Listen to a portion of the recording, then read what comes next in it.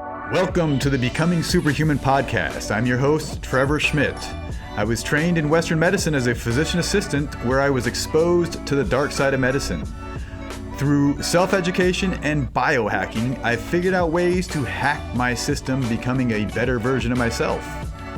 We'll explore the wisdom and insight of my findings with each episode of the Becoming Superhuman podcast. Hello and welcome to the Becoming Superhuman podcast. We're here with Dale HALAWAY, who is a master teacher, best-selling author, transformational coach, as well as an international speaker, and of course, our resident teacher here on the Becoming Superhuman podcast. Dale, how you doing today? Awesome, man. Awesome. Really, really good. So as discussed on our last interview, today we're going to be discussing money mastery. Yeah. So the term money mastery infers that money and dealing with it is a skill. So can you kind of explain what you mean by the term money mastery? Absolutely. So, to develop skill around creating more money, two things we need to at least be somewhat aware of.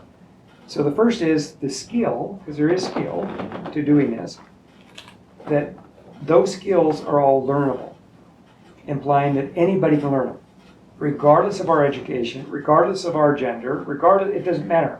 Anybody can learn these skills. That said, the skill, in many cases, can only get you so far.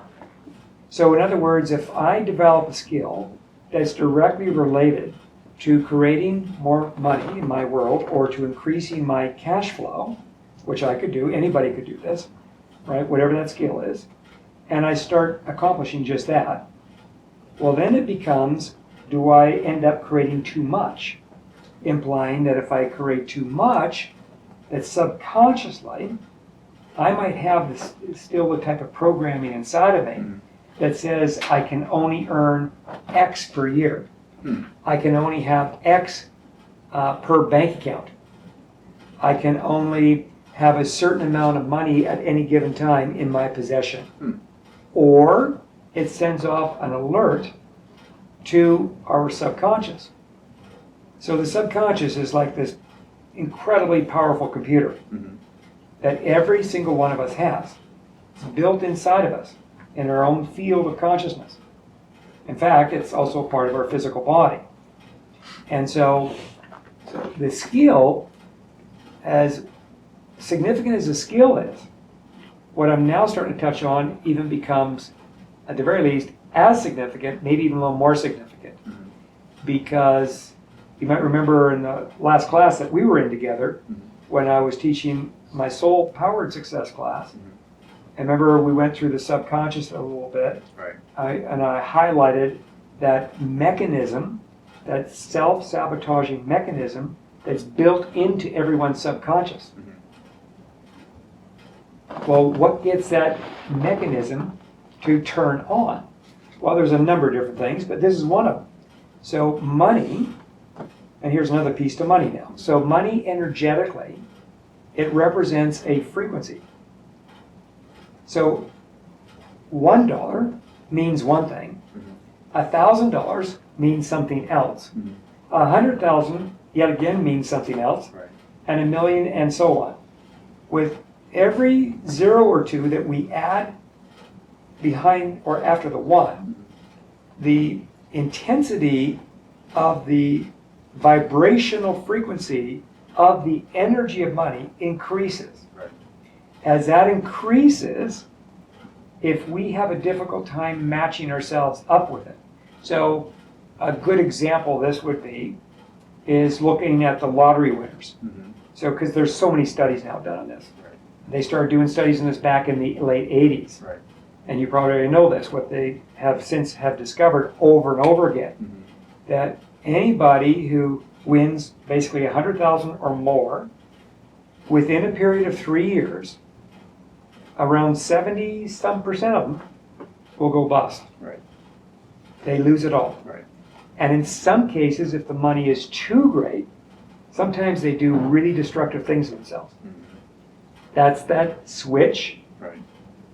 The self-sabotaging mechanism within their subconscious that obviously they're not privy to yet, consciously wise. Right. They don't even know it even exists.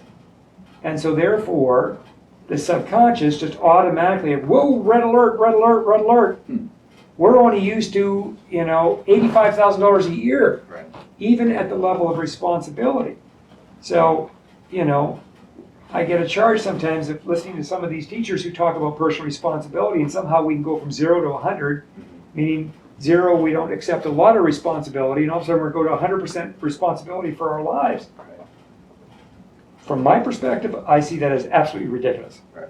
And I see that as ridiculous because I have been teaching for more than 4 decades now, and coaching and mentoring people and so on and so forth. I've never, ever have I witnessed anybody, including myself, go from, say, in current time, I'm struggling at accepting 10% responsibility for myself, meaning the other 90% of the things that happen in my world, I blame it on someone or something else outside of myself, and then to morph that to where I become 100% responsible. It is in part of my greater destiny to rise to that level and become totally responsible for myself, not my next door neighbor, but for myself, but everything that myself includes. Right. As in my thoughts and my feelings and my beliefs and my health and well-being and my karma and so on and so forth. There's so many things that ultimately we get to be responsible for that's directly related to us and our expression here on this planet, known as, our wonderful Earth. And so to this, if the frequency of money comes in too strong, too much, too fast, one of the things that can blow out is where we're at having accepted personal responsibility. I know you probably hang out with a lot of wealthy people, I'm sure, just as I have and do, right? And they all tell me the same thing when I spend time with them. And what I'm referring to right now is what they often say is that back in the day when they had no money, and all of a sudden they got a real serious turbocharge where they went from, $73,000 a year to $1,700,000 a year. And they all say the same thing. They felt this pressure come upon them because they realized, oh my gosh, this is going to require a lot more responsibility. Right. It's a whole different dynamic now than it was when I was making $73,000 a year versus now making $1.7 million a year. Right? So that's just another example. And so if they're not prepared for that, then there's a possibility that they might end up blowing it all. And in fact, in my world, with all the work I've done now, it explains why people who come into too much money too fast, they'll often turn to drugs, alcohol, a lot of partying, a lot of sex, a lot of gambling. Heck, I was just working with somebody, one of my clients, only a few months ago, and been working with him for some time, and turns out he ran through a period of low funds, and so what does he do? He takes the funds he has and he goes to the casino, thinking that he's 10 times his money at the casino. Of course, it was a big trick of his own ego, but in the moment you don't know that. Right? Next thing you know, he ends up literally siphoning his entire savings account. So he starts with about $47,000, $48,000, and by the time he's done over a period of less than 90 days, it's pretty much all gone with the exception of a couple $1,000s. So now he's basically pleading to get a session time with me.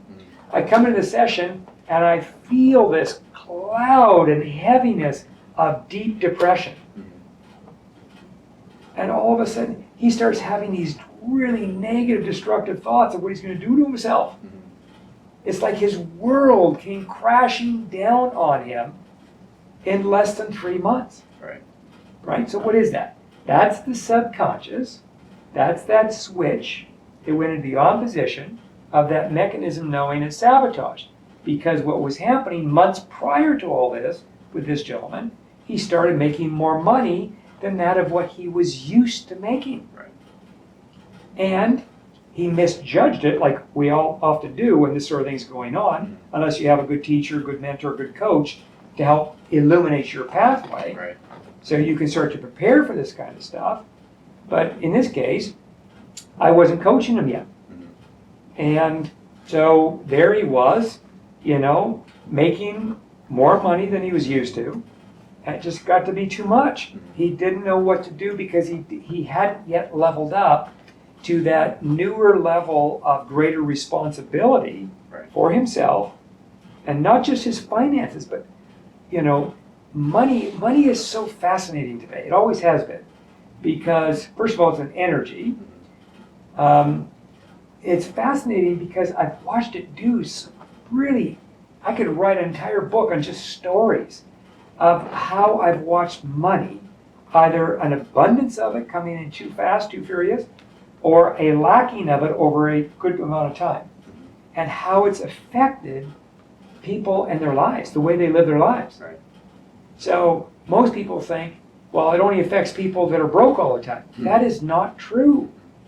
At least not in my world. And you're agreeing with me because you already know that's not true. Right. It can really be tough.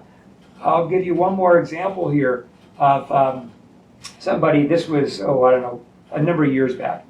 And his net worth was around $36 million at the time. And he was a brilliant businessman, still is, brilliant businessman. Actually, he's probably better today than he was back then because of what I'm about to share with you. And so all of a sudden the market was shifting, and he couldn't shift fast enough with it because he kind of got overwhelmed. Again, responsibility. Right. So even though, and his 36 million net worth had come upon him where he had maybe just under 20 million net worth, and it almost doubled in a relatively short period of time. Right. And so right on the heels of this, the market started doing what it sometimes can do. Things started to squeeze in, and he hadn't yet leveled up to that new level of responsibility for that amount of money frequency, so to speak. And so, when you know it, it got sabotaged. And in his case, he got it sabotaged. All it took was making a couple of key decisions, and he lost his entire net worth in a matter of a couple of months. Wow. Yeah, just if you can think about that for a moment. Like, what might that do to your psyche? That would be Like, crushing. destroying, devastating. Right. Just, he wanted to do some really nasty things to himself as well, right? Good news is he did not. But the other part of the good news is he eventually recovered from that and then learned a lot from that, including some of what we're focused on right now. And then he decided to master it. Right.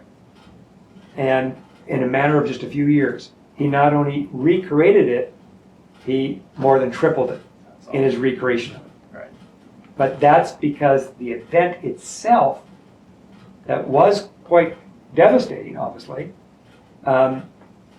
he turned it around. And he started accessing it, not just from its lowest octave, like, oh my gosh, what have I done? My life is over. Is it even worth me continuing to live anymore? Right. What are my friends, what's my family gonna think? And so on and so forth. So, because that is there too for people, Right. right? Or what about the responsibilities they already have? So in his case, he still had a business, he had a payroll, he had to cover all that, and all of a sudden it's like just overwhelm. Where's the money gonna come from? Right. And what are these people gonna think? What's gonna happen to them? They've got families. Right. And all of a sudden they're about to find out they've lost their job, right? So you just imagine the pressure at that stage. But uniquely enough, even though it was pretty rocky for the first 30 days after this all went down, but in the next set of the 30 days and beyond, he started to turn it around. He started looking at it from a higher octave, from a higher place in consciousness. Like, wait a minute.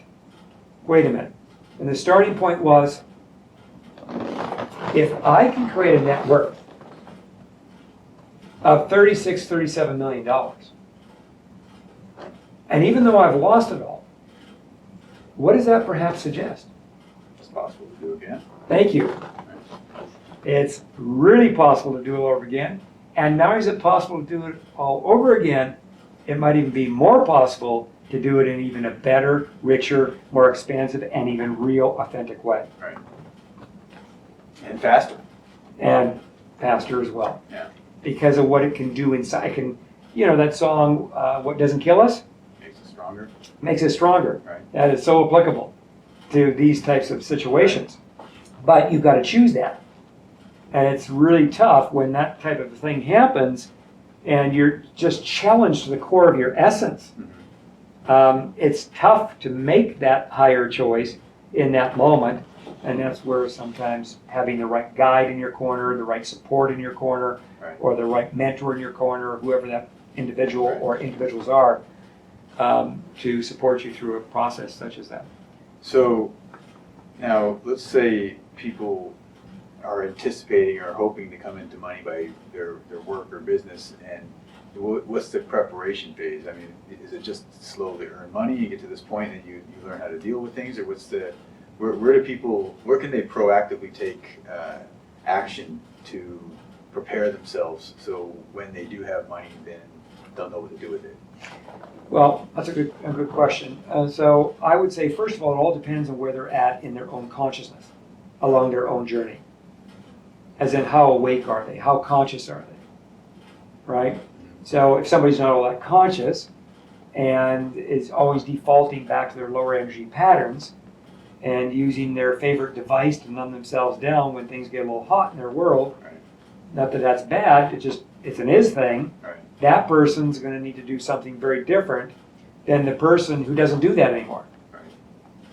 Than the person, that is operating, from within a higher state of consciousness, which really means a deeper, greater state of awareness around who they are, what they are, and then to that, how attached are they to the outcomes that they're out to manifest in their world versus how detached are they to the outcomes that they're out to manifest in their day-to-day world.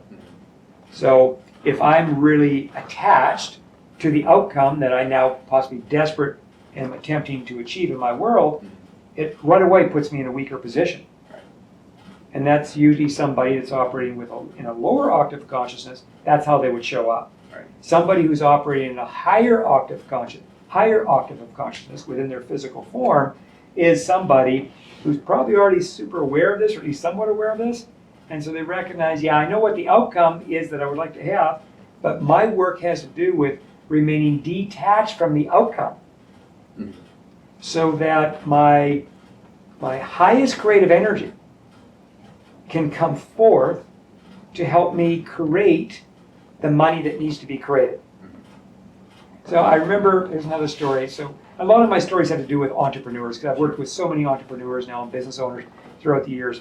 And I'll give some other stories in my public seminars as well of, an individual just maybe making $50,000 a year and has some kind of just a really impressive increase. But this example, this is a guy who, as a business owner, runs a company. His payroll, so what's been the greatest amount of payroll you've had to be responsible for so far, that you've been responsible for so far as an entrepreneur in your life? Like 30 grand every 2 weeks? 30 grand every 2 weeks. All right. So his responsibility to his payroll was $100,000 every Friday afternoon. Yeah, gives you a little chuckle, right? Right. Yeah, I get it. And so, anyhow, so we meet up, and another amazing entrepreneur. So we meet up on a weekend, and the week leading up to the weekend, he lost a bunch of money, and his sales plummeted in his company. So, needless to say, there wasn't the same kind of cash flow because he was doing a carryover. So he wasn't super cash rich yet, where he had a lot of money parked in his company. He was growing rapidly, expanding his company. That's why the $100,000 payroll, bringing on some really super talented individuals to help him accomplish those goals. But here we are on the weekend, and there's a small group of us, and he's announcing to us that he's short on his payroll for the coming Friday to the tune of like $69,000. Right. And then he goes ahead and breaks down his numbers from the last couple of weeks, and it looked like there's just no way this is going to happen by the following Friday to come in with $100,000. And so, long story short, he came in, he manifested the $100,000. But one of the big things was to keep him away from attaching to the outcome because you get too attached to the outcome, and all of a sudden now you're operating from desperation versus inspiration. Right. And when it comes to money, it's never a good idea to operate from desperation. Right. Not if your goal is to increase your money flow. It'll mess you up more and more every single time. Right? Rather, the better strategy is to do whatever you know how to do. And if you don't know how to do this, then go find a good coach that knows how to do this, or a mentor, a guide, and hire him or her. That'll be one of your best investments you've ever made. Because whoever he or she is will pay the dividend back times 2, 3, or 4 to that of whoever the person is. That's, I want somebody like this in my corner. Right. Because part of what happens when you are attached, as I was saying earlier on, you at the very least you run a great risk of becoming desperate. When you become desperate, it serves as a pushing energy from the subconscious. So the money, or the energy of money, believe it or not, is very sensitive. And as I often teach it, it's like a sponge. It sponges up anyone and everything. Negative or positive, constructive, destructive, the whole enchilada. Right. It's 100% neutral. It does not in itself have the ability to ward, let's say you're being really negative that day, it does not have the ability to ward off your negativity that day. Right. Or your depression, or in this case, your desperation. Mm-hmm. It does not have it. So rather what it does, it just simply sponges you up. And when it sponges you up, whatever it is you're sending, then by law, it's got to reflect it back to you. You see where I'm going now? Right. Yeah? So now it just simply reflects it back. Well, of course, this is very confusing to people, because the people say, but no, didn't you hear me, universe? Didn't you hear me, God? I need $100,000 for that payroll coming up in like just 5 days from now. Right. And now it's already Wednesday. I've got 2 more days left. I feel like I'm going to have a heart attack. Give me some kind of a sign. Well, if the person is attached to the outcome of the 100 grand, then the odds are they're coming from desperation versus inspiration. What happens when you come from desperation? Inside of us, we have an internal channel. That internal channel leads to that of our highest self, our greater beingness. And until you embody that, the best you can do is connect with it. That's it. Right. Right? And so in this case, what keeps the channel open? Does the channel stay open when you're coming from a place of desperation? Probably. Or might the channel jam up? Versus, does the channel stay open if you really are coming from a place of inspiration? Right. This channel that I'm referring to, or your higher self, this is also where your creativity, your higher creativity, where you might get $1 million idea, or you might get the answer to the problem that you've been struggling with for the last 3.5 weeks. Right. And comes out of nowhere. But uniquely enough, it'll always be when you're most relaxed and you're least expecting it. When you're most relaxed and you're least expecting it, you're now operating more from this inspired state versus the desperate state. Right. The desperate state jams up the flow. Right. The inspired state opens you up to flow. Right. So it seems like tension, right? I mean, like Tension, you stress. create tension, stress, and that Oh. blocks everything up. And It blocks it up. flow, everything doesn't work right. Think of what the medical doctors have been telling us since the late 70s, right? That, a lot of people's physical problems is psychological. It's what's going on inside of them. Well, even the word disease, if you break that down, it's dis-ease, meaning you're not at ease. Or so you have a level of tension that is not ease or relaxation. Exactly, so you're no longer in flow. Right. So some people will go and say, all you gotta do, Dale, is you just gotta get in flow. But if I don't know what flow is, if I don't know how to achieve that, then what? You just talk gibberish to me. Right. But then you keep on telling me that I've got the problem because all you gotta do is get in flow. No, you maybe have the problem because you don't know how to teach it to somebody like me. Right. Maybe that's the problem, you see. Because this, again, becomes both a learned skill, but it also becomes something you've got to rise up to in consciousness. So if I'm going to live my life operating from this inspired state of being, So that way I maintain my flow of creativity, my flow of the answers, solutions to any problem that I have as a strategist. So I'll go into companies, or I'm asked to go into a company and I'll do a strategic planning session. And many times, the CEO will be absolutely convinced by day number 2, like, how do you know all this about my company? I've got people that I pay $350,000 a year that don't know the amount that you know about my company. And you've only been with us for a couple of days. I'm in flow. My internal central channel is wide open. Right. So I'm connected to something higher than that of what meets the physical eye or you hear with your physical ear. Right. That of what I'm connected to is also connected to you. So if that of what is connected to you knows you really well, then that can communicate with the higher part of me, download it into my brain because I'm wide open. I'm in flow. And all of a sudden I just know things about you and your company. And you're like, whoa, this is kind of weird. Are you from another planet? Or the most common thing I get are you psychic as well?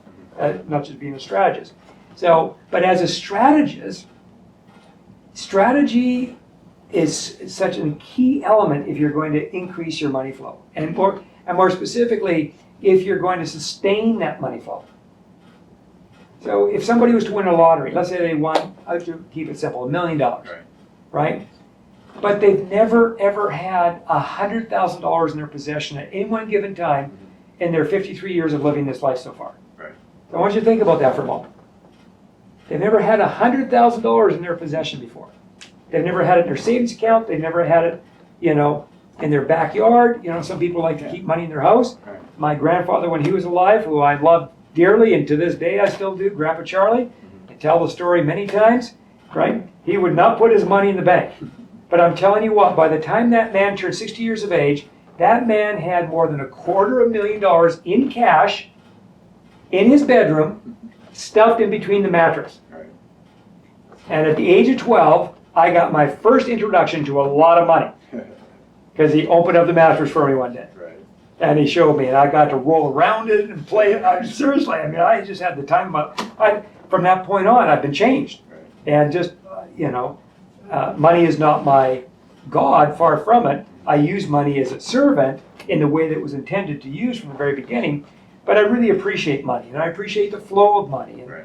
and if anything, when I see people struggle because the economy just turned, or we're going through a recession, or whatever it is, that, as I often say whenever I'm teaching on money in my classes, is that right off the get-go, I want everybody to know that's in class with me right now.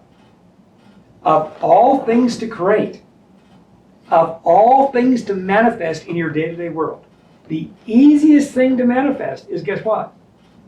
Money. Because it's an energy. It's an energy that, like a sponge, and when you understand this and you know how to work with it, and with the intent being to create more of it, you'd be amazed at how money will the energy of money, that is, will begin to respond to you. And so, but to that, you've also got to be somewhat good at strategy. So going back to somebody, if they win $1 million, but they've never had $100,000 in their possession ever before, and the person's 53 years of age, right away, somebody like me, this is a problem. Right. I spot it right away. Now, they might not be willing to do that kind of work. I get it. That gets to be their choice. But what I also know, that if they don't do something constructive, there's a possibility that $1 million they just came into, guess what's going to happen? It's going to dissipate. I mean, most people, if you ask them, if I gave you $1 million today, what would you do with it? Most people are like, well, I'd buy a house, I'd buy a car for my parents, and basically they would run it out and it'd be gone just like that. No strategy. Just gone. Yeah. And it blows me away how people don't think that you can use the money to reproduce more money. Yes. And it's like, maybe we talk about investing, but most people, they're not on the same page, and so they think about the consumer world, where we would go out and buy a TV if you got money, or buy a car, or buy a house, and buy things that don't make more money, as opposed to And as Robert Kiyosaki says in Rich Dad Poor Dad, is buying assets versus liabilities. Yes. So I get it, and when people don't have that level of responsibility for their money, then it's inevitable that when the money comes in, it's going to flow right back out, because that's what it's always done. Actually, it gets sucked back out. It doesn't really flow back out. It gets siphoned. Yeah. It gets siphoned and it goes to somebody else. Right. Is what really happens, because the person can't sustain it. There was someone that said this. I forgot who it was. The quote that said that if all the money was compiled in the whole world and it was distributed evenly to all the 8 billion people or however many people, within a period of time, a couple of years, let's say, all the money would be right back to the wealthy people. Yeah, that's been spoken on for well over 100 years. Yeah. I mean, from back in the days with Wallace Wattles to J.P. Morgan to I'm thinking of somebody else here too. Will come to me. Rockefeller. Well, yeah, all of them know that really well, but others that have either written a book and decided to serve people in a way that was rather unique and helpful to people. But it's been around for so long that whole dynamic of money in itself, first and foremost, ought to be one of the easiest things to create. Now, when I say create, I'm not talking about creating $1 million at the blink of an eye. Yet there are people, like the fellow I was talking about to finish that story, wouldn't you know it, he created the $100,000 on the day he needed to meet payroll. Like literally 5 days after he told us this. But he didn't have the money. I've just got so many times where I hear, I'm privy to these kinds of stories because I serve either as their coach or mentor or guide or whatever that might be, and yet I see it over and over and over again. But they operate from this place where they know how to maintain that flow within inside themselves. Mm-hmm. And they know that, the money can either be recreated if it needs to be recreated, it can be increased if it needs to be increased, and then strategically they understand that the money itself also can serve as a magnet. So, meaning the more you have, the more it will attract its like to itself. Right. The less you have, the less it attracts its like to itself. Right. That's governed by universal law. Right? Mm-hmm. And so, but those who don't just come into it, but those who are able to sustain it, they're the ones who usually know this quite well. Right. Where those that are still struggling, trying to increase their cash flow or trying to increase their financial lot in life, whatever that might be, for the most part, they don't know it. Or if they do know it, it's just intellectual. Right. They have not embodied it. Right. Yet, because if they had embodied it, then their financial situation would be much different than what it is today. Right. So now we've talked a lot about entrepreneurs and business people in regards to money, but obviously all people use money. And I understand you have a course coming up here in November for Money Mastery. Yeah. Can you kind of explain who would be interested in that and why? Well, anybody who would like to increase their either cash flow or increase their ability to earn more or to increase whatever resource they currently have financially to increase that would be one group. Another group would be, I get a lot of people, whenever we offer the Money Mastery classes, that also have a fair amount of money that come to my classes. And it's a good thing they do, and here's why. Because, believe it or not, there are people who have a net worth of $8, $10, $15 million. And when they go to bed at night, guess what they worry about? All the money, losing it. Exactly. And to me, that's like a prison sentence. Okay, so you got 10 million net worth. Is it even worth going to bed at night to lose sleep over this idea that you might lose it all? Remember that story I shared with you of the fellow who lost $37 million? Right. And one of the big lessons that came out of that is if I can create $36 million then that suggests strongly I can do this again, and maybe even in the next round I'll do it even better. Right. Millionaires. You know, one of my mentors literally dedicated his life to studying self-made millionaires. And where he said two things. First of all, the majority of millionaires never even finish high school. Right. Believe that. Interesting, huh? And number two, the first million is always the toughest. Yeah. The second million, it's easier. Right. And the third becomes easier, and so on. Right. But the reality has been, the majority of people on our wonderful planet don't even get to the first million. Don't even know what this is like. Right. And yet, if they were to get to that first million, and even if they were to lose it, in the losing of that, the lessons will be rich, as long as you're open. As long as you're open to identifying and learning whatever those lessons are. They will be rich, because when it comes your time again, and it will come your time again, to recreate the so-called $1 million you had, not only will you create the $1 million all over again, but now you might create $2 million. And then somewhere in that exchange, you feel more a sense of ownership for that money. Right. Because now you've leveled up with regard to your personal responsibility, Right. consciously wise, where you feel more comfortable in your own skin. You know, I can handle a $2 million net worth now. Right. Whereas 7.5 years ago, I could not handle it. It stressed me out. Right. Or, as in the person who has a $10 million net worth and goes to bed at night, and they're worried, they're having a hard time sleeping because their biggest fear is they're going to lose it all. Well, that's only going on because they still haven't learned yet. Right. And their fear is getting the best of them. So it looks like, hey, come on, Dale, you've got $10 million. What's the issue? Right. Go hire somebody and pay them $60,000 a year to manage your funds and put you on a budget. Right. Right? Get an investment manager to invest some of the money, get it working for you. Right? You're going to be fine. Right. You're going to be just fine. But when somebody's afraid, they don't think that way. Right. Why? Remember that central channel? It gets what? Closed up. It gets closed up. Right. It's all jammed now. So they're no longer getting inspiration as an inspired thought from their higher self. Rather, they're desperate. I got to hang on. I got to hang on. I got to hang on even tighter. Right. To the point where it begins to disrupt their sleep at night. Right. And so, to me, that is not fun at all.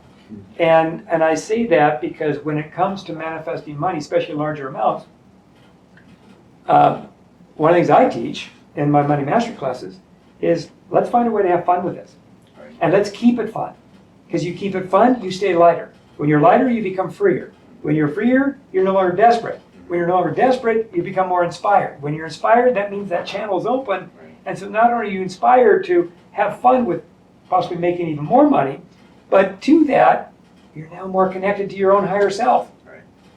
Your real self. I mean, how cool is that? So people that are just coming up and trying to figure out, and basically figure out how they can take on more responsibility with their money, right? That you're trying to teach people to level up and get to this next level of understanding. Well, take on more responsibility, also to let go of the fear Okay. or the scare, because that's also known as scarcity consciousness. So, and this is another really important point here. So just because somebody appears to be wealthy does not mean to say they're not afraid. Right. Yeah, I say this all the time because I have people that tell me they're scared, and I'm like, you got to have courage. Yes. But courage is not the absence of fear. Because Exactly. even the bravest soldiers out there, Yes. they're scared shitless You in got many it. cases, but yet they do it anyways. Yes, yes.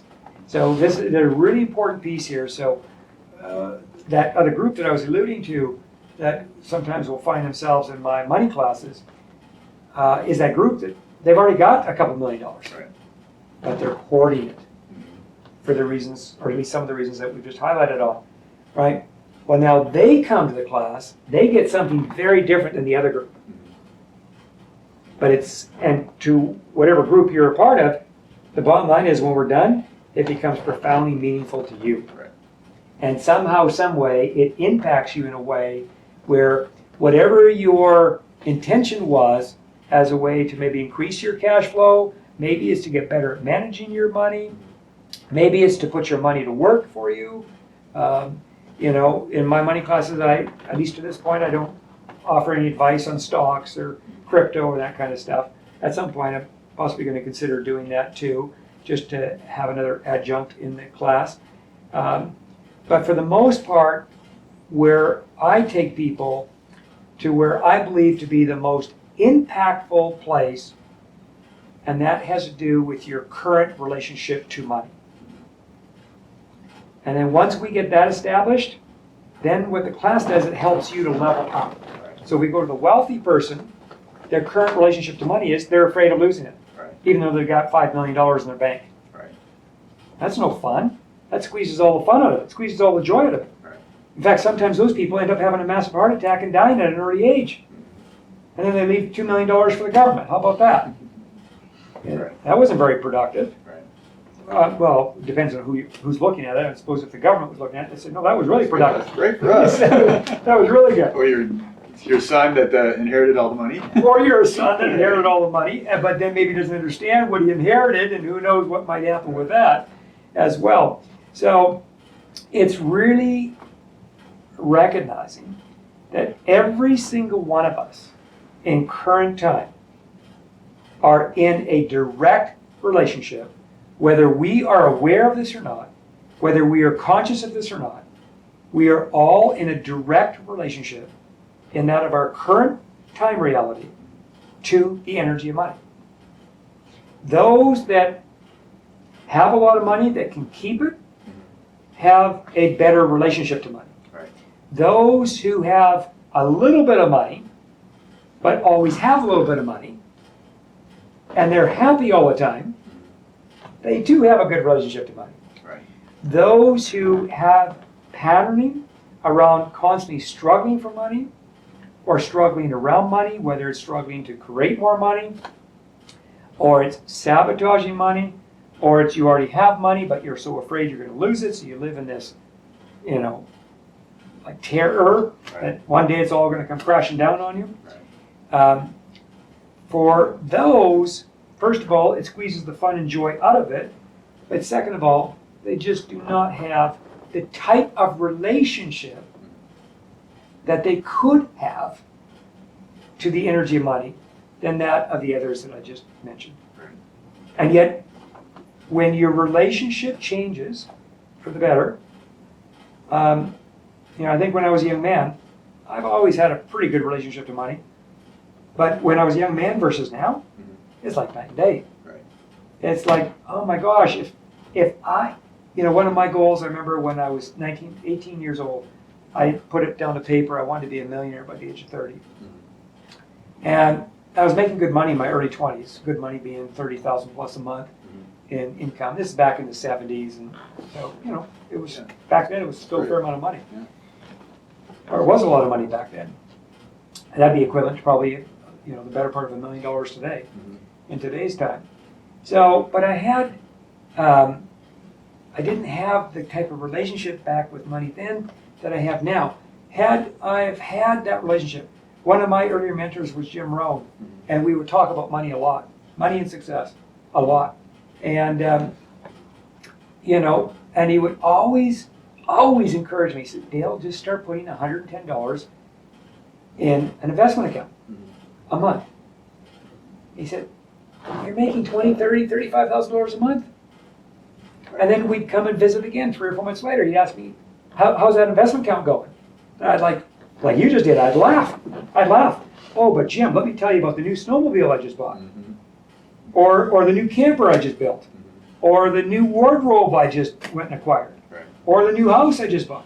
He said, I didn't ask you that. Tell me how the investment account is going. Well, I didn't see the value in it. Well, why didn't I see the value in it? And what he used to teach all of us, he used to say, listen, if you just start putting this is back in the 70s.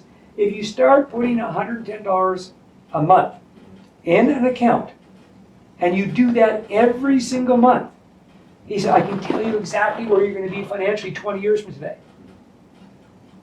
And when you're as young as you are, Dale, like 20 years from now, you're still going to be a young man. Right. The difference is going to be you'll be a millionaire. How about that? Right. I heard him. I just couldn't receive him. Yeah. So as a result, I never did the $110 a month program. And so I went through all my 20s, made a lot of money, and guess what? You ended up with nothing at the end. Thank you very much. So, obviously back then, even though no doubt about it, I definitely had a better relationship than most to money. But not like I do today, because when the relationship becomes really vibrant and radiant and conscious and healthy and responsible and so on and so forth, it's not so much how much money you have, it's how the money is always there to serve you, how the money always supports you, how the money never ever lets you down. Or as I often say in my more advanced classes, you get to the point where you just know that you know in your bones from the bottom of your feet to the top of your head that money has your back 24/7. And when you know that beyond a shadow of a doubt, deep within your skin at a cellular level, your life financially will have totally transformed for the better, forever. I'm literally a walking example of it. Took me a few decades to get there, Right. but I became a walking example of what I just said. So you embody this belief that money has your back. Then how does that manifest in your life? Then how does that change things? First thing that happens is you just don't have a lot of stress anymore around money. Right. Or as I say, I have a number of definitions on what financial independence is. So when I ask a group of 100 people to give me their definition of financial independence, guess what they say? Usually, right off the top. $1 million or. They always nail it into mine. Like inevitable. It's just, again, the relationship to money is not as robust as it could be. Right. That's all. And, but how about this as a definition? To get to a point, meaning financial independence, to get to a point where you no longer ever have to be concerned about where money comes from again. Right. And you can do whatever you want whenever you Well, want. that's another definition, but before we get there, might that be free? Right. Would that help you sleep better at night? Of course. You see? To me, it's a very basic yet so profound definition of financial independence. If everybody on our planet right now had practiced that and ultimately become that, would we have a different planet, financially speaking? Right. We'd have more people doing what? Experiencing some level of freedom around their money supply. Right. Like, who wants to go to bed at night worrying about money? Right. So would this in a way be synonymous with the term faith? Like you have faith that things are going to work out with your money? Well, that would come into play too, but it would come into play in that process. But it's like a relationship. So think of a relationship. So you're happily married. You've got 3 beautiful children. You got a wonderful little dog that likes to jump on your lap and lick you all up. And, a relationship with your partner who has your back. So when you go to bed at night, do you question, I wonder if she has my back? Or do you just know that she has your back? Right. Or do you just know that your partner has your back in all ways and all times? Right. So when you know, you would act in a different way. Completely. Right. You act and you also experience money in a different way. Remember that desperation versus inspiration? Which one do you think you're going to be leaning more now towards? More inspired. More inspired. You don't have the fear. You don't have to fear, or if you do have to fear, you clear it out right away because you recognize that that's going to take you into desperation, right?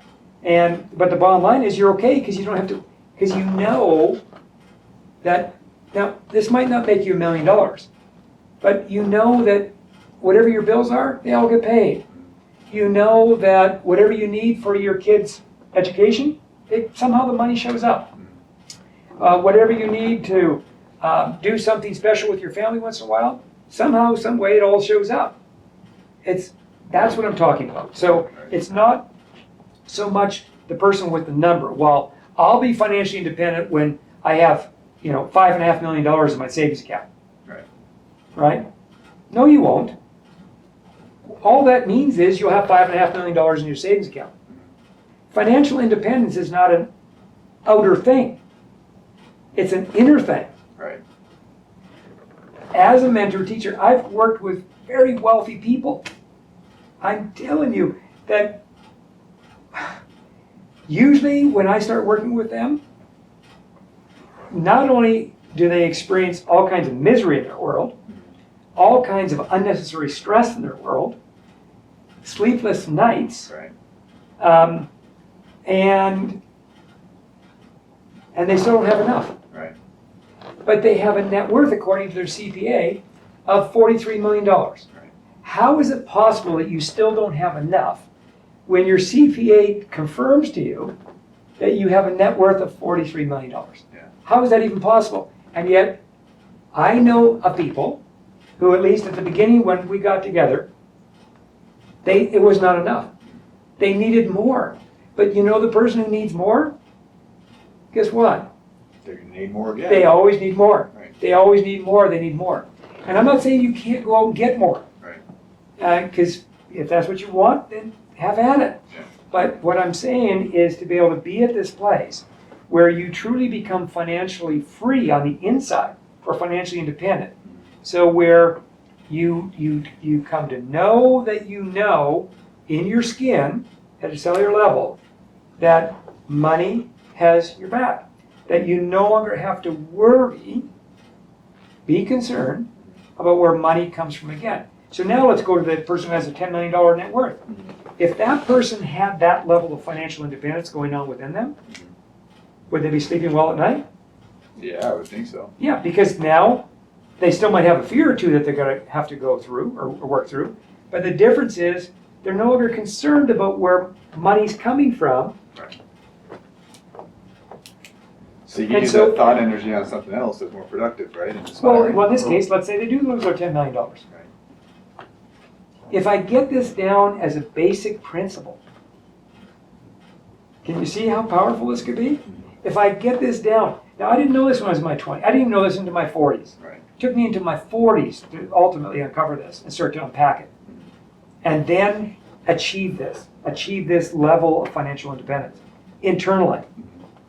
But you know what, Trevor? It was one of the best things I've ever done on a financial level for me. Right. Because once I achieved that, guess what?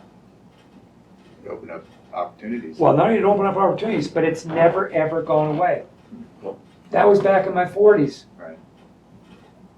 And I assure you, I'm a lot older than my 40s now. Just a little bit. Just a little bit, right? And so I get this. If everybody on the planet had this, which is one of my intentions with my money teachings, is to help, I don't know if I'll help everybody on the planet, but I'm going to help as many as I possibly can Right. in the course of my life experience here. Because if I can do this, guess what? Anybody can. Anybody can. Because if you really understood where I was starting from and what I had to work with in the earlier days, you would see right away, no, if that dude can do it. Right. So now, let's say we develop this level of, comfort with money, and we feel good about it. We know that money's got our back, but then the time comes when it doesn't seem like money has our back. And is that like kind of like with drugs or alcohol, like you slip back into your old habits? Is that... It all depends. Now we'll come back to your question around faith. So if I got to the point of not just knowing that money, and when I say money, I'm talking about the energy of money. Not talking about the dollar bill, so to speak, Right. or whatever your currency is that you're currently using in the country in which you reside. What I'm talking about the energy of money. I'm talking about the essence of money, right? But it's very different. It's on a much deeper level now. So, but when I know that's got my back, that's one level. The next deeper level has to do when I know that I know. To get to this place of knowing that I know. That's where now I'm in complete faith. Complete faith that the energy of money within the larger umbrella of the universe or God or the divine always has my back financially. Now, it might not be what I want in the moment. What I want in the moment is I want an extra $30,000 because I want to buy a new boat. Right. Rather, it is something to do with I've got a big bill or a couple bills I was not expecting to have to pay, and I don't have the extra, like the business entrepreneur, the businessman, who needed $100,000 in his payroll. Heck, I just had this happen like literally 3 months ago with a new business client where something similar, not at that same level, but something similar where he was low on cash. We did what I call a private intensive together. Private intensive is very different than me just doing a session. That's where we get together for the better part of a day, sometimes 2 or 3 days in a row. Right. It's pretty hot in the best of ways, meaning it's very intense. And it's like a personalized seminar direct to you and your life. And so he was in a situation where, he needed another couple $100,000. Right. Now he had a little more time than just a week. But it was so obvious to me that he has the ability to manifest money out of nothing. And by the way, we all do, believe it or not. Just some are a lot better at it than others. Right. And he's one of them that's clearly better at it than most people. Right. And I saw this ability in him, but he didn't have confidence in his own ability yet. And so right away, as soon as I saw it, because remember, I do have that ability to read into the past timeline, the future timeline, the present timeline, which also means I can read into your subconscious, but only when it's most appropriate. In other words, what it is your higher self wants to show me. That would be based on however it is that I'm currently serving you or helping you or assisting you along your journey. And this entrepreneur as well that I'm referring to is so highly skilled. Remember, we started off by it starts with skill. So highly skilled at manifesting, like hundreds of thousands of dollars, in some cases in less than 30 days. Out of the blue. Like, absolutely amazing. Right. And yet, he's about to make a decision that if he pulls the trigger on this decision, it's going to be at least a $250,000 hit. Only he can't see it just yet. And I can. So the facilitation of that intensive during those couple of days was to get him on board. To get him on board to where I could help him to see what it was that I was being shown. Right. And sometimes that's not an easy thing to do. Right. Because what happens with us, we can create all kinds of blockages around what it is that we're to be seen in our own life, in our own greatness, so to speak, in his case. Right. And then because we also have that ego, and if the ego is really smart and clever, and the ego wants to throw a monkey wrench into things, because maybe we're moving a little too fast, we're increasing too much frequency, which the ego has often been known to do. The ego can create something, and the person's not even aware of it. In this case, he wasn't aware of it. He was about to pull the trigger on what's going to turn out to be a good, healthy $250,000. And bottom line, by the end of the intensive, he knew, like beyond a shadow of a doubt, that the decision he was about to make just prior to that intensive during this time, had he have made it within a matter of a couple of months, he would have been down at least $250,000.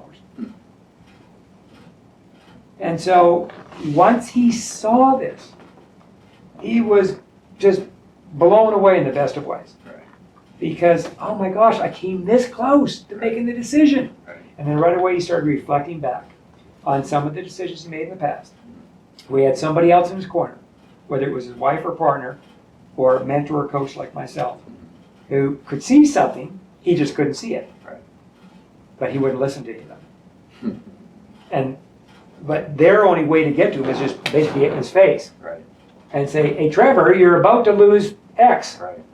And then Trevor says to Dale, I don't think Dale even knows what I'm talking about right now. You know what? Maybe I'm starting to question Dale right now. Yeah. Is he being negative on me right now?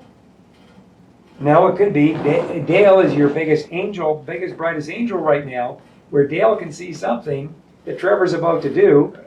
and the consequential effect that's going to come upon him as a result of doing that Trevor can't see in this moment. Right. So then it becomes, if I'm going to really help Trevor, if anybody's going to help Trevor, we've got to have a way,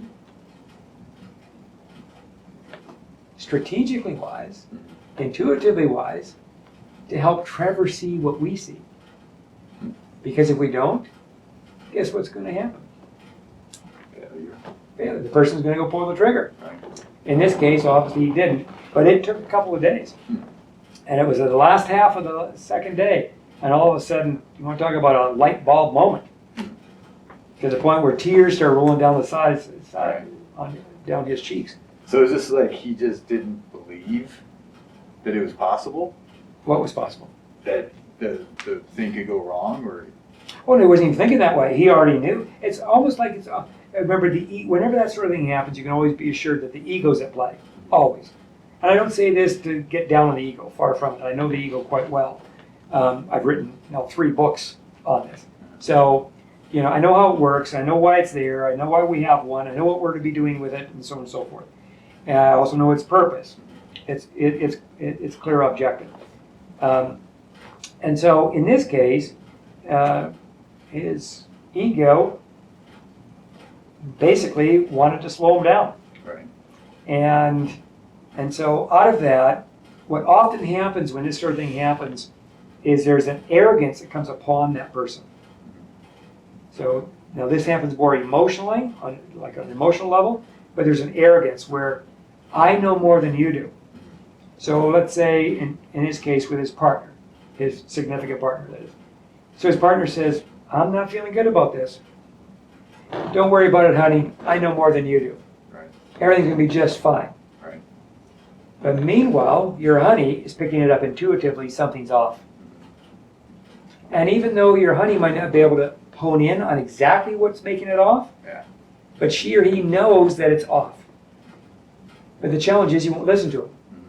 Because in that moment, you're acting out more arrogantly, implying that you know better than anybody else. And you already know that this is all going to work out. You already know that I'm going to make X as a result of it. It's the classic of the person who goes out and gambles their money away. Don't worry about it, honey. I'm going to go out and I'm going to make this all right. I'm going to take our $10,000 that we have in our savings account, late at night when you're sleeping. I'm not going to tell you in advance, but come tomorrow morning when you wake up, I will have saved the day. And come tomorrow morning, your honey wakes up, but you didn't save the day. In fact, you lost the day because you went through the $10,000 savings account over the last few hours. So how does that happen? Well, on an emotional level, it's always going to have something to do, at least in my view, it's going to have something to do with arrogance, because this is also known as an over-cockiness. The person's not fully, remember that central channel again? Right. It's jammed. Because they're not connecting with their higher self. Because your higher self doesn't even think this way. Right. At all. If your loving partner is sharing with you, I don't know, honey, there's something off. Can we at least hold this off for a bit?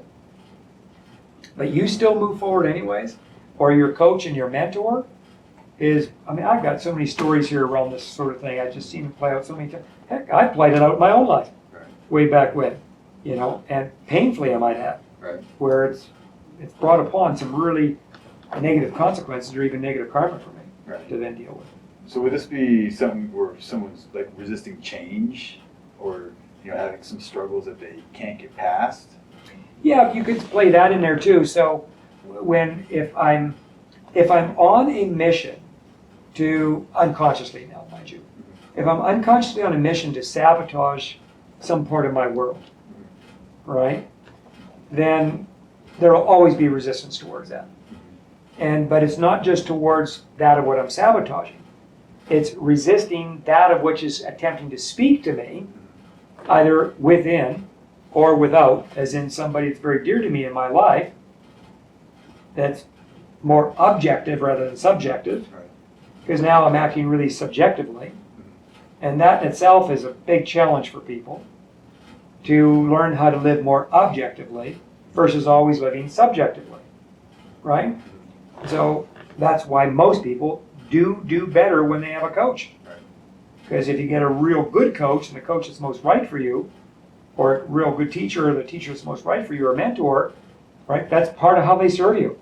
They're the ones who show up consistently and constantly, maintaining a level of objectivity and neutrality that you can't yet do. Right. And that in itself could be worth its weight in gold right there alone. Right. And so in this case, the person's gone subjective. Right. They lose their ability to be objective, which means now they're disconnected from that greater flow, Mhm. from their own higher self, from their own spirit or soul. And so they're basically on their own. And so now they're going to make a decision. So it looks like they're in flow making a decision, when in fact they're resisting the incoming message to say, something's not right here. And so, yes, so in that case, now they're resisting the change. What would the change be? The change here has to do with, to change my ways. So now if it's me, and of course I would be doing this unconsciously, because if I was fully conscious, I would never do such a thing, obviously. It would be way too painful. So I need to be somewhat unconscious. So now I'm unconscious, so I'm resisting the incoming higher message, either direct from my higher self or my guides or guardian angel, or from my wife or husband or partner or absolute best friend or my coach or mentor and so on, that I always trust and respect, and yet I'm resisting them. I'm going to do it my way now, because I'm the only one that knows the right way here. Right? So in that, I'm resisting changing my way.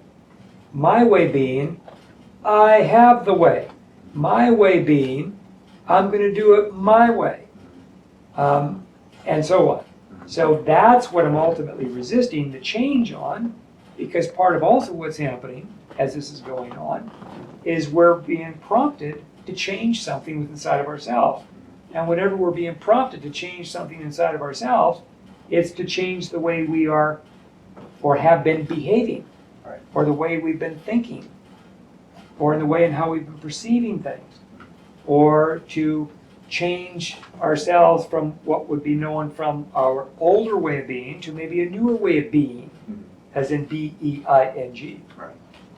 So now you're talking a lot about change here, and I know that you have this seminar coming up that's you call it the Breaking Through to the New You. Yes. That's September 28th and 29th. And I know that you're trying to help people to get through their struggles and challenges and actually change, because you can't change unless you actually change something. Yes. So can you tell us just a little bit briefly about what's that about, and how would that help people get through to the new them and level up to the next octave? Yeah, well, first of all, change is governed by a universal set of laws. And one of those laws is the law of transformational change. And it basically says that you and I are in a constant flow of change. In fact, change is in the natural order of things. Everything and everyone eventually changes. It's the only constant. It's the only constant. And now we can go one of two different directions here. So whereas we could change for the better, or we could change for the worse. Right. And that's the part that most people haven't made the connection to yet. Right.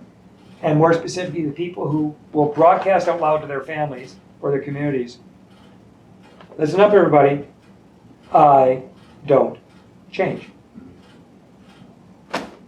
It's an absolute impossibility. And not because I Dale HALAWAY, say so. Far from it. I started studying the universal law long ago, and then eventually became a master in teaching universal law, or the universal laws. And this being one of them. It's so interesting to know how many people talk about resistance, will resist this law and actually violate this law, of course, without even knowing that's what they're doing, Right. thus making their life worse. If you go back to change has already been built into our character, it's been built into our way, it's been built into our consciousness of humanity, it's been Right. built into the divine. It's been built into every aspect of who it is we are at a being level to be in the natural order of things. The planet works by the exact same law. Right? Everything around us. Everything's going to change, and everyone's going to change. The question we all ought to ask ourselves, okay, so 10 years from now, will I have changed for the better? Or better yet, 1 year from today? 1 year from today, will I have changed my life for the better, and will I have the results to back that up? Or will I have changed for the worse? Right. Because this, I can assure everybody, that 1 year from today, you're all going to be 1 year older. The question is, where will you be in relation to your own life along your own journey 1 year from today? Will you have changed for the better? And will you have something to report back? Will you have a result, a tangible result that says, I, Trevor, have literally changed the way I am as a man, as a father, as a husband, as an entrepreneur, as a being, as a friend, as a neighbor on this planet from literally 1 year ago to today. Right. And if I've changed, where's the proof? Right. Where's the proof that says I literally have changed for the better? Because if we don't do this, what I've discovered as a result of all the work I do with all kinds of people, in both my public classes, my business classes, my private coaching or mentoring sessions, and so on and so forth, is that 1 year from today, we will have either changed something for the better, or something within us will have changed for the worse. Right. Our health might become worse. Right. That's a change. Right. We were talking about finances earlier on. Our money flow might become more restrictive. Right. It's changed. Whatever it is, it will not be the same Right. that it is today, 1 short year from today. Yeah. And I invite you to put it to the test. Don't just take it from me. Put it to the test. Prove this to yourself. You'll see it once you start tracking. Yeah. Once you start tracking what's actually occurring in your world from 1 year to the next, it's just a phenomenal dynamic. So this class on breakthrough to a new you. So in order to break through to where you're experiencing a new version of you, as I always suggest, you're going to want change to become your best ally. I'm not talking about the change you're walking around with your pocket, in your pocket or in your purse right now. I'm talking about the real deal where you really learn about change. And there is a system here. There is a body of teachings that are so practical and so profound in terms of whatever it is that you really are to be changing about yourself, that you can actually change those things about yourself. Right. Like literally, for real. Right. And as you do this, at some point, maybe not right away, but at some point you begin to break through into experiencing your life from the perspective of a whole new you. I know that might sound cliche, but as it turns out, when you really know how to do this and you're actually doing it, it's not cliche. Right. It actually happens. And I know all kinds of people where this happens like almost every single year. In fact, if you want to know the real deeper truth here is, we're to be turning this all into a lifestyle, where change becomes like our middle name. Right. Because once we start to tap into the greater truth of who it is we already really are, that might very well be hidden from us right now. The greater truth in terms of your limitless beingness. And you begin to tap into that, that's ultimately what you're moving towards. Right. We all are. But in order to do that, you're going to have these breakthrough moments that lead you to this place of where you become aware, like, oh my gosh, I really am new. And I'm different. Something just happened in my world today that happened 1 short year ago, and I'm noticing like I responded completely different to this exact same thing today that happened with me or for me only 6 short months ago. This is freaking amazing. Right. Sign me up. I want more of this. Exactly, because this is what can change your life little by little, slowly but surely, Right. for the better and ultimately forever. Right. You know, I was reminded of this quote that you're either ripe and rotting or green and growing. Yes. And that, Very cool. you know, I mean, you can kind of imagine a fruit, and it's once you get to the ripe, the fruit dies quickly, it rots off, right? And so this is synonymous to us when we get to this point where I've arrived. Yeah, you're right. And I'm here. Now you kind of relax and let things go, and then you start to rot. And I think that happens with a lot of people because they get comfortable and they're not willing to change to continue to grow to the next level. And I see this in business. I see this with relationships. It happens all the time. But when people become conscious of it, as you're saying, you can break through that and continue on this path of expansion and growth. And I think that the key to this really is just the incremental 1% growth on a daily basis or a weekly basis. But you're saying you're breaking it down to the year, but it's obviously has to be shorter increments. Oh, yeah. You have to continually get better on a smaller. Well, and eventually, I mean, my invite to anybody that I get the honor to ultimately teach this to over time is that you want transformation to become a lifestyle. Right. So just like your eating has become a lifestyle, your sleeping has become a lifestyle, you want transformation to become a lifestyle. Right. Transformational change. I can tell you, it will serve you so impeccably well. There's a lot of talk going around the economy and what's about to come or what's already here or what we're coming into and so on and so forth. And as somebody who is mystical, there is some really heavy stuff coming, there's no doubt about it.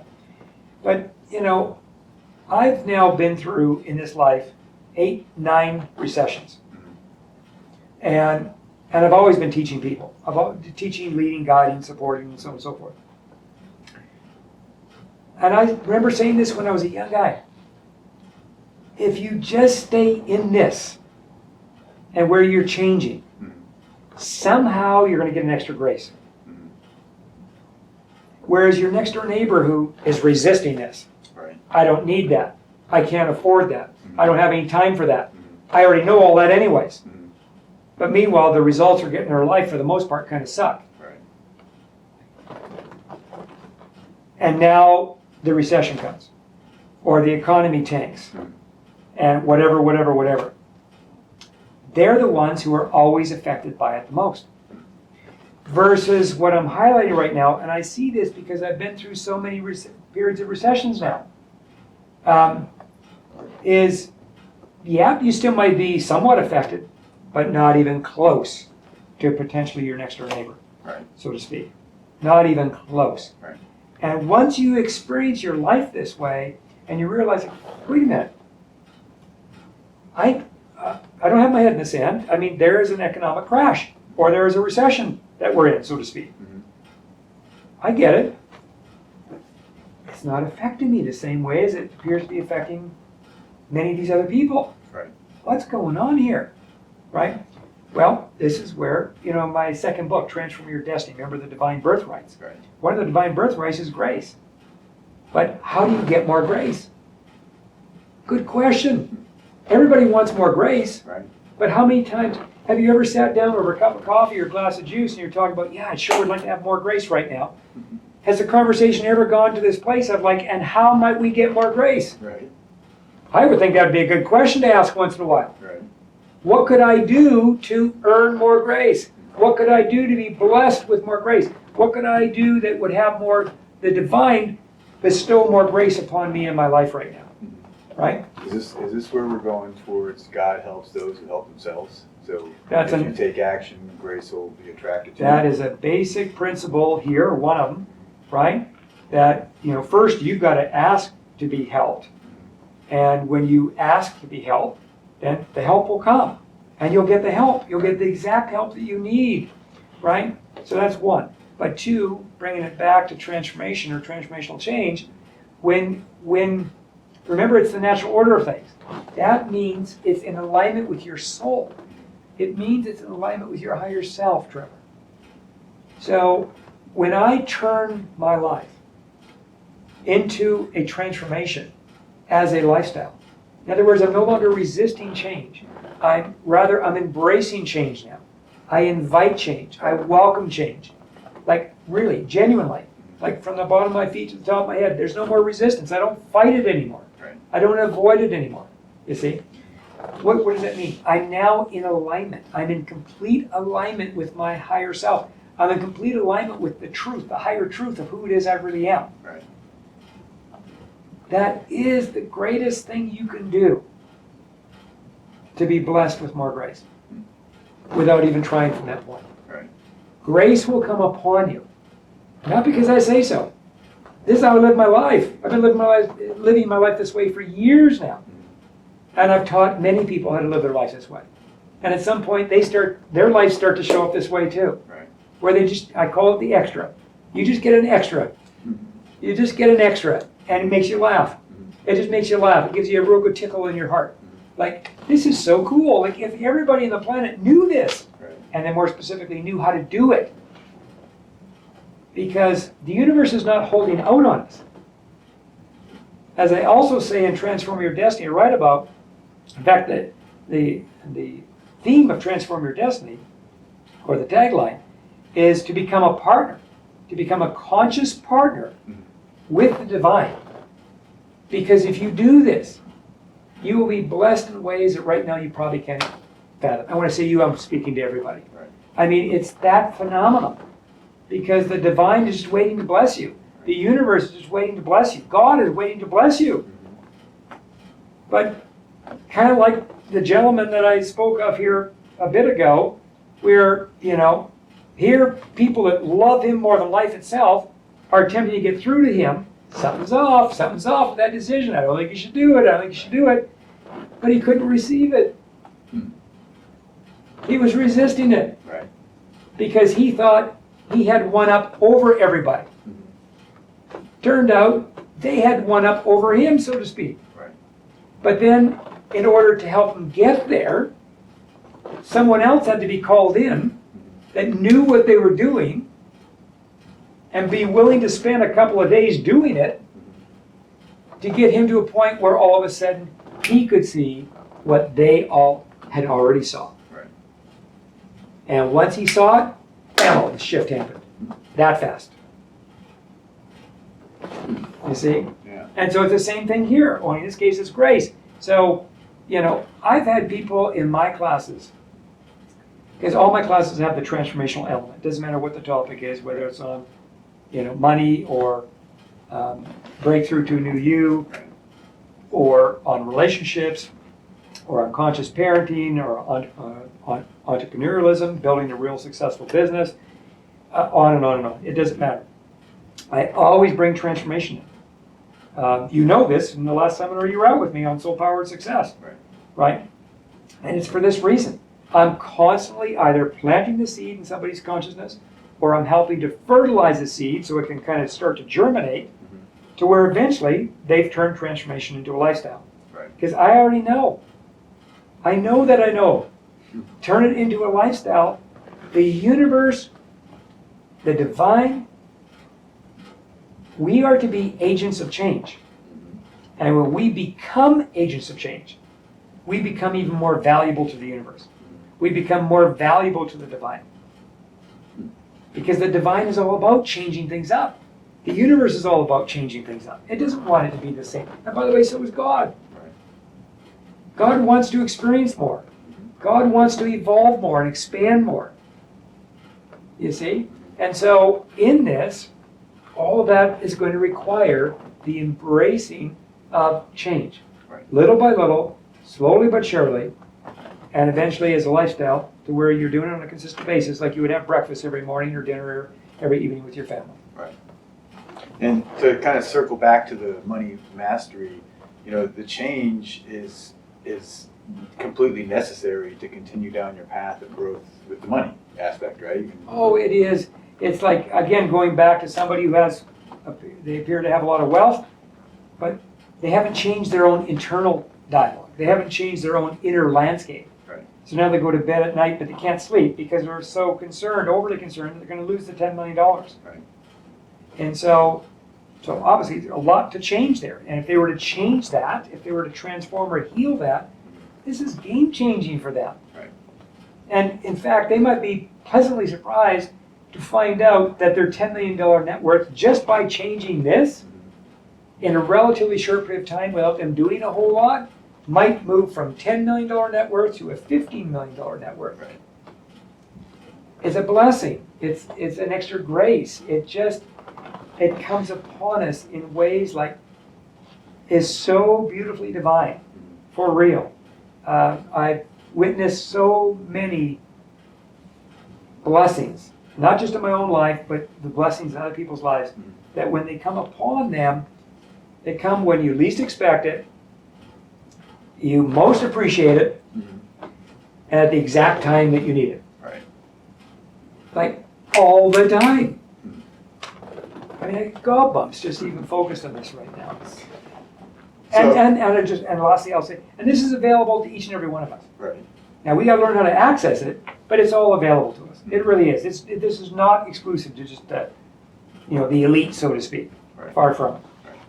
So I know with all of us are concerned about money, and we talked about how you can change yourself, but there's also a lot of other factors that are in play in the economy and the world. And I know you have this program called the Illuminate 25. Is that correct? So you talk about what's to come, and you mentioned in the past that you have these mystical abilities, or these abilities to kind of see the future timelines and things of that nature. So can you kind of discuss a little bit about how, like, what would that do for us, and why would it be important to be on these calls?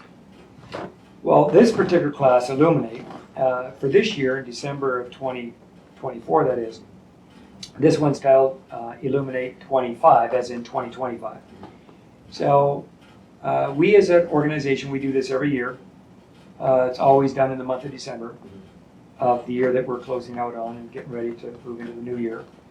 And this all comes on the heels of having done many strategic planning sessions for larger companies, where they would hire me and I'd go in and basically work with them about 10 hours a day for anywhere from 4 to 5 consecutive days. They would bring in all their top people, and I would facilitate them through what turned out to be just a phenomenal strategic planning session.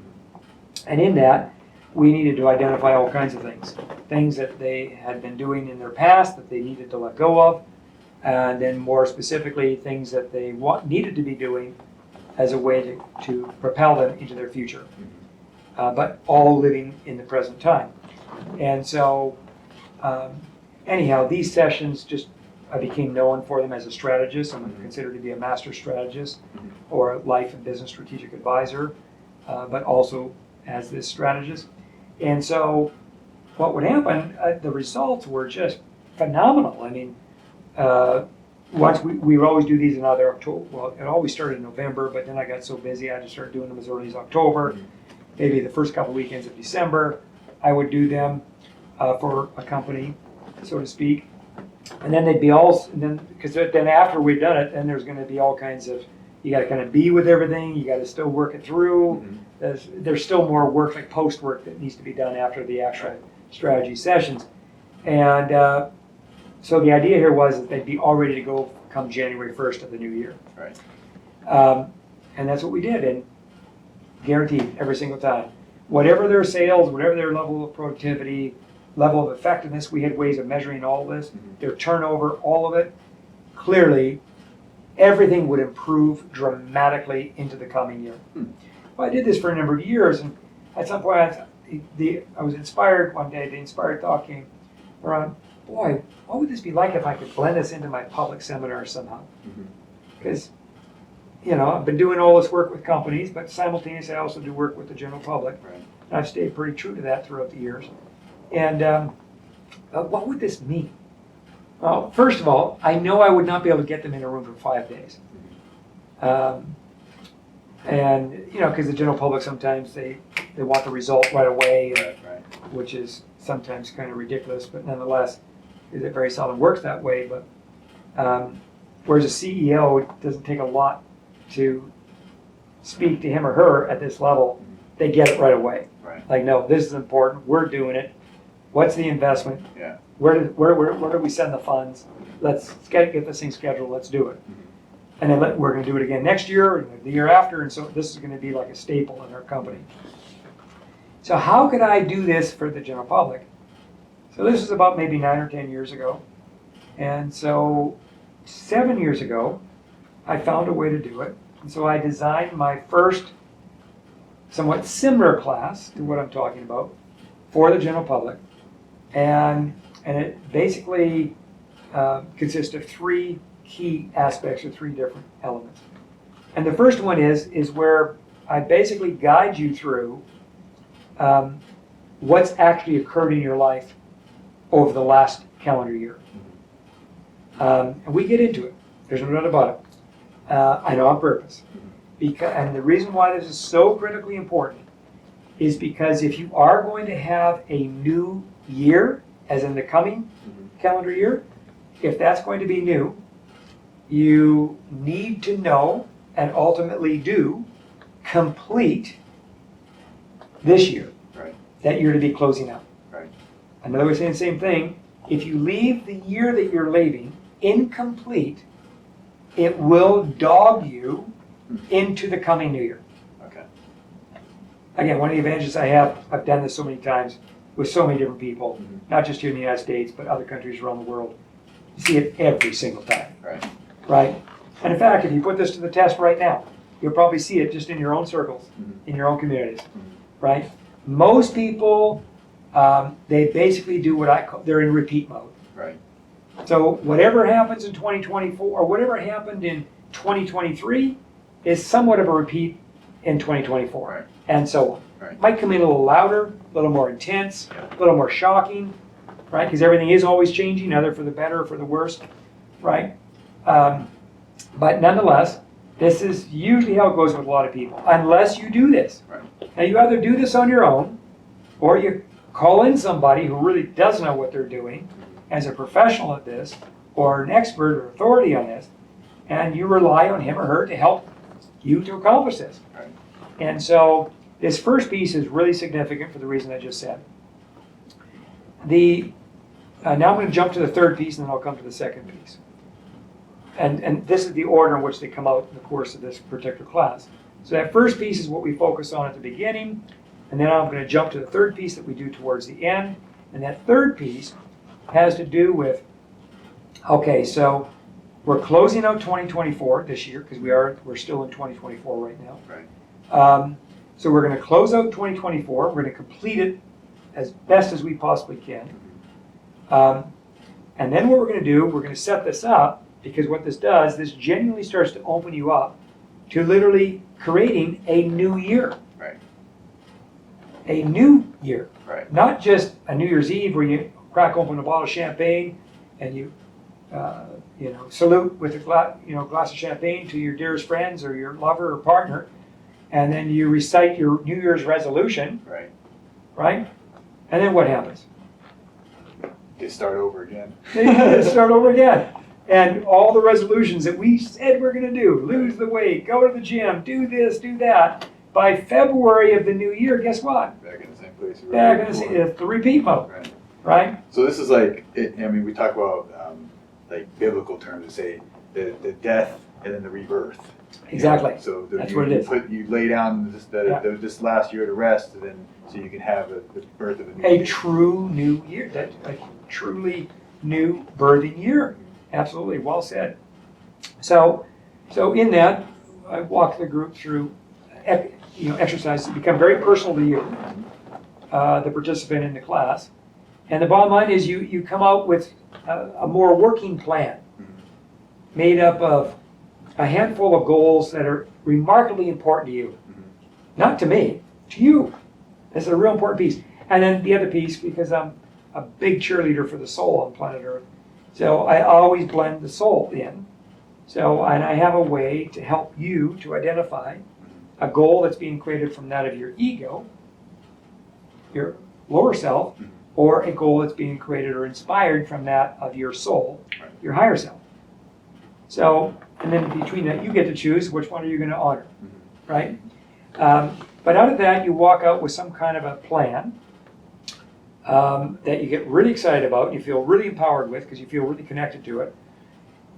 So that's the third and last piece. Now I'm going to come to the second piece, and I'll wrap this up.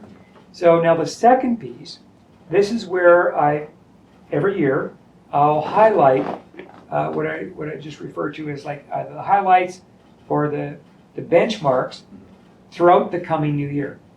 And so because I have this ability, or my ability has woken, or I've woken up to the ability, is probably a better way of saying that, because I know there's a lot of people that possibly have this ability that just haven't woken up to it. And that is where I'm able to see things that are coming before they land, before they come here, before they arrive, so to speak. And not just if I'm working with somebody individually, or say I'm working with a CEO in their company, I can see things, I can forecast things, like just all those kinds of things that become a great value usually to the CEO. Same thing here with this group, becomes a great value. So what happens, I'll highlight the coming new year. And I'll narrow it down between 6 to 8 points, right? And half of them will more likely be negative, and the other half will be positive. Or what I often refer to, half of them are going to be on the lower octave, the other half are going to be in the higher octave. I do that all on purpose, because the reality is there is some negative stuff coming. To that exact same reality, there's also some awesome positive things coming. And so as you come to know what these are, what it does for you is it helps to empower you. It helps to empower you in a way like, holy cow, if this is true, this is really helpful to know in advance. Why is it so helpful? I can begin to plan accordingly, including that plan, as in my plan for 2025, made up of my goals and my intentions and my action strategies and so on and so forth. Now I can make it even more uniquely fitting to the theme throughout the year, the new year, and begin to work with the energy instead of possibly working against the energy. I don't even know what I'm working against. How cool might that be? Right? So now you can see why the CEOs often get really excited. Once they get their first experience with this, they just, as soon as we're done, the very next thing before I board the plane from whatever city I'm in, first thing is, can we get next year's schedule? Like with my top people right now, I want to get it scheduled next year. You need a 50% deposit? Tell us where to send it. Bottom line. Because it's that powerful. And it helps that much. Well, the same thing when I'm doing this for the general public is that this middle piece, the second element that I do in between element 1 and element 3, the element 1 being the past, and the element 3 being the future, as in this case it's 2024 is the past, 2025 as in the future. But when we do this middle piece, and preparation of coming into now the third and final piece of this day, or this weekend, because it's really about a day and a half long, this class, is of immense value to people. And I can tell you this, 7 years ago when we did the first one, so this is going to be our 8th year now, we've got people that come every year to this. It's the most attended class I do throughout the entire year. They do this as a staple, just like the CEOs, right? Exact same thing. And I've never asked them to. It's just the profundity and the practicality and even the spirituality of doing this every year or within the leadership or guidance of somebody who has done this hundreds of times for people, is just of great value. And people get really, really excited about it. And the bottom line is people that, well, and you'll hear it, people that were with us 2 years ago, they said, yeah, it was interesting. I remember that one benchmark he gave us in that coming year, and it almost played itself exactly. Like that was so helpful. And they got the contrast because their friends weren't at the class. And they couldn't communicate it to their friends the same way I can communicate it. Right? And so their friends didn't buy it. So as a result, their friends had a very different experience with that particular benchmark or highlight than they did. And that was cool for them because that gave them stark contrast. And they're like, holy cow, not only is this really happening, but because I knew it was happening and because I kind of put it in my plan, I was able to better navigate through it. It didn't really affect me all that much. Or how about this one? So that's more on the negative side. What about the positive side? How cool will it be for you to know some of the positive themes that are coming in 2025, to know them in advance when you're putting your plan together, when you're putting your own personal, spiritual, business, career plan together, financial plan together for yourself and your family for 2025. How cool would that be for you to know what those are in advance? Right. I'm sure that would help with your money mastery, right? And money. Your ability to financially Everything. plan everything. Everything. It's amazing, amazing class. We do it over a day and a half. We always do it in December. This time it'll be done in the very first part of December. It'll be one of your, maybe not the best investment, but definitely one of your best, or one of your better investments that you've made throughout all of 2024 for year 2025, new year. Yeah, so preparing. So amazing talk today. I appreciate this. This has been Money Mastery. Lots of amazing information, not only about money, but we touched on breaking through to the new you. Yes. As well as this Illuminate 25, which would be the preparation for the new year and planning, which comes out. I mean, we're talking about money here, but it's about everything, right? Yes. It's planning your whole life. Yes. I mean, if you don't have a plan, then you're not. It's like you don't have a target. Yeah. Can you imagine like leaving the house and not having directions or know where you're going? You just be driving in a circle. So I think that having something like this to highlight what is coming will help you to navigate and plan a better future for yourself and your family, for that matter. One of my best friends in my young adult life, I was 19 years old, and I remember sitting in his office one day when I was 19, and he was emphasizing the importance of, okay, Dale, now that we're going to be working together, first thing we want to do is create a little bit of a plan. Well, I had never done anything like this before. I'd always kind of flown off the side of my hip, so to speak. Right. And so I said, okay, well, and right away I owned up and I said, I don't know how to do this, so I'm going to basically place my trust in you that don't worry about it. He said, well, as long as you're a good student, he would say, I'm going to help you to pull this off. One of the things that he emphasized with me back during that time was this, and he would reiterate it a number of times thereafter. That was this: those who fail to plan are planning to fail. Those who actually plan are truly planning to succeed. And, and that stayed with me just throughout the decades, because I've watched this. There are people that just, no matter, they're in their 50s and they still won't do any planning. Right. They either don't know how to do it, they just are too lazy to do it, or they're just in a downright lot of resistance around doing it, or they think they don't have to do it, whatever. And meanwhile, their life just kind of repeats. Right. Like a groundhog day. Default. It's like default, right? And yet the part that's just absolutely amazing to me, that their life could be so much better. Right. Their life could be so much richer. I'm not just talking about financially, I'm talking about richer in spirit. Experience too. And experience. Everything about their life could be better and richer and more alive and more fulfilling and maybe even more satisfying and happier and all those wonderful things. Right. But yet, that's how they lived in their 40s. Now they're living that way in their 50s. And who knows, they might even find themselves living that way in the 60s. Right. Or in their 60s. And yet, it could be different. Right.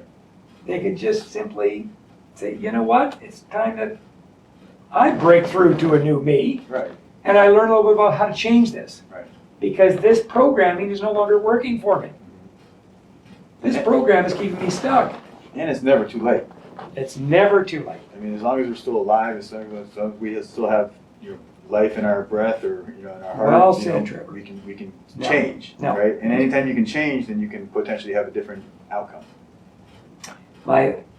The student that's the oldest in my network is 82 years of age.